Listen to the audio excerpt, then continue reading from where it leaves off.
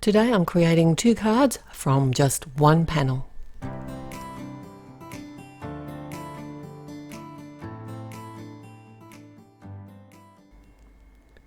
Hi and welcome, it's Therese from Lostinpaper, and I'm so excited to be guest designing for Concord and 9th this month, and we're starting the month off with a turnabout, which they are famous for. This one is really cool and we're heading into Christmas, and it's called Tiny Trees. So when I'm going to be using the turnabout stamps, I do need to use my jig, but these guides now come with the packaging and they make it really easy to line them up.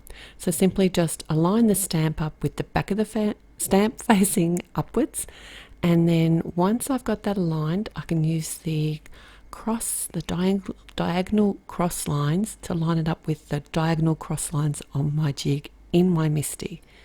And I've just got that pushed down into the bottom left corner of my MISTI, and then I can pick the stamp up with the lid of the MISTI and then remove that black patterned guide. Now I have an A2 piece of cardstock and I just want to adhere this to my jig. Now these jigs do have a little mark on the corner where you can either put a landscape or a portrait piece of cardstock, or you can do the full size of the jig. It's up to you, and I just am temporarily adhering that into place because it's the jig that we're going to turn around to create the turnabout. I've got 4 awesome colours here. These are Concord 9th colours. They do have wonderful, I love their sampler pack. I always use that all the time, and these are coordinating inks and they're a dye ink, and I'm using, it's the Sprout, Buttercup, Parsley and Sea Glass. So once I've stamped out the first layer of images, I just turn my jig around. It doesn't really matter which way you turn it as long as it's different to the previous turn. There are numbers on the jig and I did go the way that the numbers went because that way I'm less likely to make a mistake. And I did all 4 turns, but you don't have to do that. You can certainly make your turnabout backgrounds as busy or as clean and simple as you like.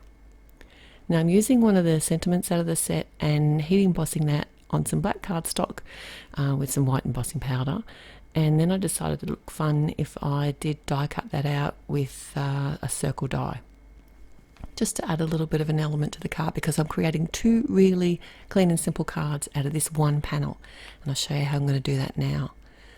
I thought it'd be fun to make a massive big Christmas tree out of all of these Christmas trees. So I just made a tick mark at the very top portion of my card and cut that down on the 2 angles using my trimmer with its guide wire.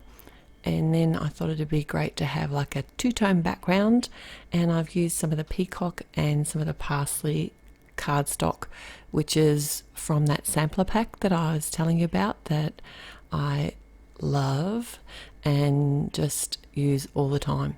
I actually hoard it. I'm trying not to hoard my things. Especially coming up to Christmas. Then I can get some more. And then I just popped up my big Christmas tree and added my sentiment with a little bit more dimension. So I do have a couple of little pieces of triangle cardstock left over, and I didn't want to waste those. You know, we're crafters, we don't like to waste anything, and we always need lots of Christmas cards, so I thought I'd give you 2 examples. So this turnabout, as well as having a couple of sentiments, also has some separate Christmas trees, and I thought that triangle shaped Christmas tree would make a really fun, clean and simple card design. So what I did here was actually just grabbed a few of the plain cardstocks as well as the scrap triangles from my card front, and I created 5 baby Christmas trees. I did cut a couple of them down so they were varying heights. I just snipped some off the bottom of the card of the triangles. Now I'm stamped out a sentiment from the same stamp set, just in some black ink, and now I'm just lining up and centering my trees and adding a little bit of dimension to them as well. And for a final touch, I did decide to come in and add some enamel dots in coordinating colours. Aren't they sweet?